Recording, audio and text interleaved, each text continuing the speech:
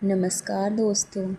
पिछली वीडियो में हमने क्लास 10वीं के चैप्टर नंबर 5 जैव परक्रम पढ़ा था। उसमें हमने पोषण के बारे में स्टडी करी थी।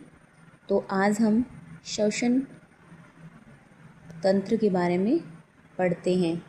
तो सबसे पहले श्वसन में क्या होता है। श्वसन हमारे जीवन का बहुत महत्वपूर्ण जो हमारे शरीर में होने वाली प्रक्रिया है, बहुत ही महत्वपूर्ण प्रक्रिया है जिसके द्वारा हम जीवित रहते हैं। तो सभी जानते हैं कि हमारे जीवन में हमारे ज़िंदा रहने के लिए हमें सांस लेना बहुत ही ज़रूरी है। तो इस श्वसन में क्या होता है, श्वसन तंत्र को हम बाद में पढ़ेंगे। उससे पहले हम देखेंगे कि श्वसन क्या होता है।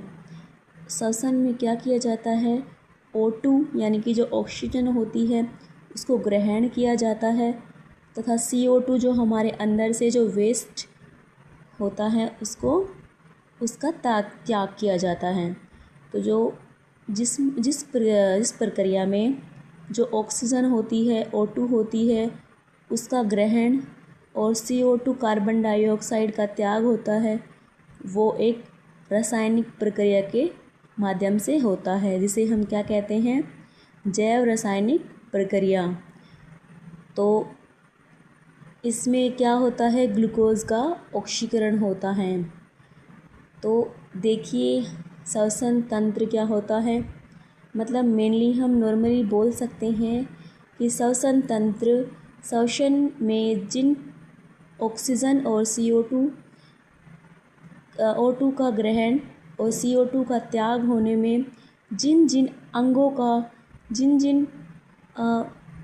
जो हमारे शरीर के अंदर जो अंग होते हैं, नलिका होती हैं, जैसे हमने नाक के द्वारा O2 को ग्रहण किया या फिर मुख के द्वारा।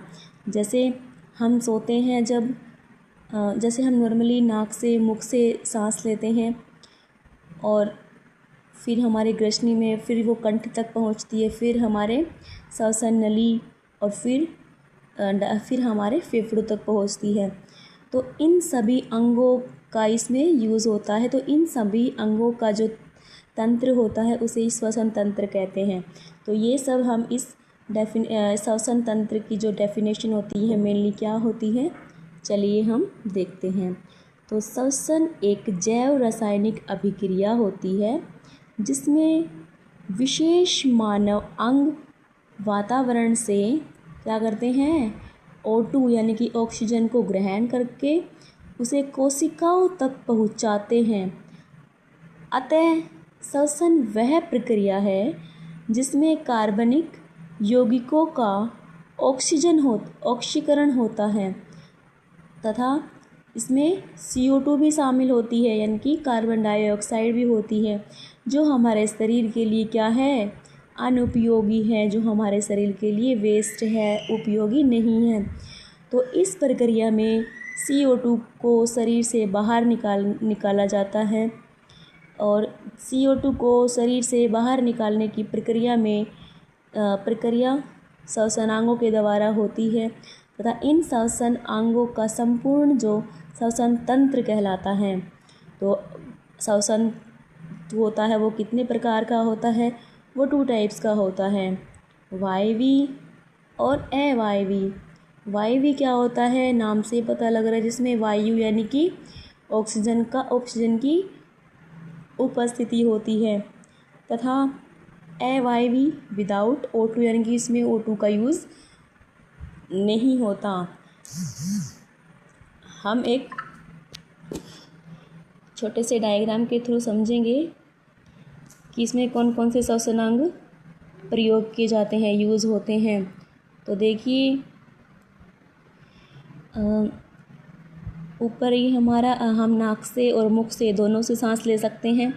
फिर ये हमारी क्या है, ग्रसनी है, ग्रसनी भी है, यहाँ पे श्वास नली भी है। इसमें 2 नली दिखा रखी हैं, ग्रसनी और श्वास नली। ग्रसनी में क्या होता है, हमारा जो भोजन होता है वो जाता है और श्वास नली में हमारा जो O2 होती है वो जाती है, फिर ये कंठ तक पहुंचती है। फिर ऐसे करके जैसे बहुत सारी होती हैं इसमें कोशिकाएं होती हैं। ये नहीं कि श्वास नली से डायरेक्ट ही फेफड़ों में पहुंच गया, बहुत सारी होती है इसमें कोशिकाएं वगैरह होती हैं, श्वास नली वगैरह वगैरह बहुत सारी होती हैं, उनको हम बाद में पढ़ेंगे। तो चलिए, जो वायवी और अवायवी जो श्वसन होता है वो कैसे होता है उसको हम अभी एक अभिक्रिया के द्वारा समझेंगे। तो चलिए देखते हैं कि जो CO2 होती है जो ग्लूकोज होती है वो हम जानते हैं कि वो 6 कार्बन ग्लूकोज होती है। इसका सूत्र क्या होता है? C6H12O6 होता है। तो इसमें ग्लूकोज में 6 कार्बन होते हैं। ग्लूकोज से पायरुवेट में कन्वर्ट होता है। पायरुवेट में कहाँ कन्वर्ट होता है? कोशिका द्रव में। कोशिका द्रव में क्या होता है? जो ग्लूकोज होती है जिसमें 6 कार्बन होते हैं वो पायरुवेट में टूटती है, जिसमें कितने कार्बन हैं? बोलिए कितने कार्बन हैं? 3 कार्बन हैं। तो हमें पता है कि ये इससे क्या है? डबल है। तो इसको हम क्या कर देंगे?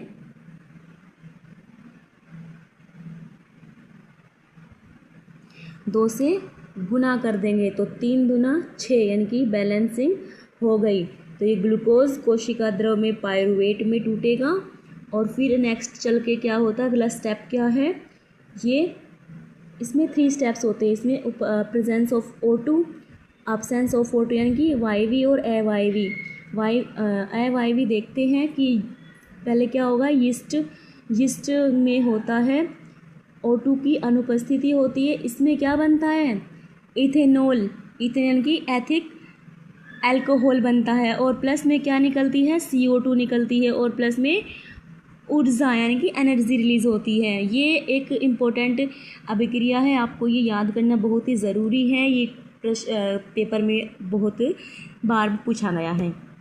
इसमें हमारे बहुत सारे क्वेश्चन होते हैं। जो फर्स्ट ऑफ होता है ग्लूकोज किसमें, ग्लूकोज जो पायरुवेट में टूटता है वो कहाँ पे होती है? तो कहाँ पे होती है? पहला क्वेश्चन ये कहाँ पे होती है?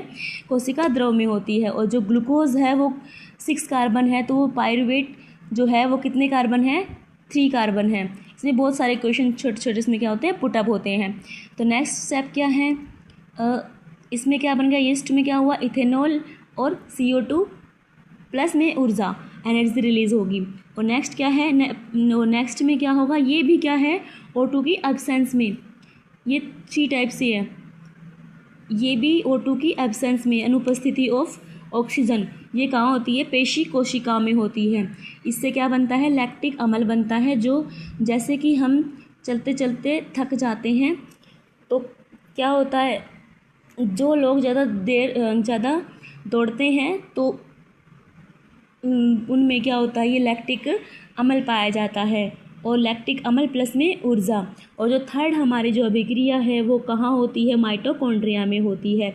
माइटोकॉन्ड्रिया में होती है। और ये क्या होती है? वायवी है, यानी कि ऑक्सीजन की उपस्थिति में होती है।